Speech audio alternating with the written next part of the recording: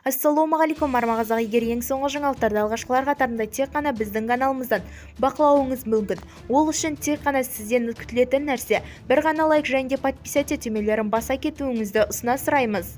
Ал онда біз бастадық. Диана Скатова қос лайк жобасынан шығып кетті. Бұған не себеп болды? Ол Қазақстанға шетелге демалуға шыққан. Бұған оның жұмысындағы шаршаулық себеп болған ба деген сұраулар желіні шулатып жатыр. Алайда Диана Скатова шетелде бір баланы ұстап жүрген бейнесуретін қалдырды.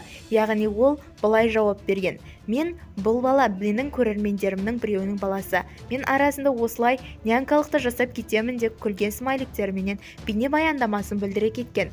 Ол осылай жобасынан кетуінің басты себебі оның ақауға тұрмысқа шық деген сөздерден шаршаған көрінеді дейді желді қолданушыларды.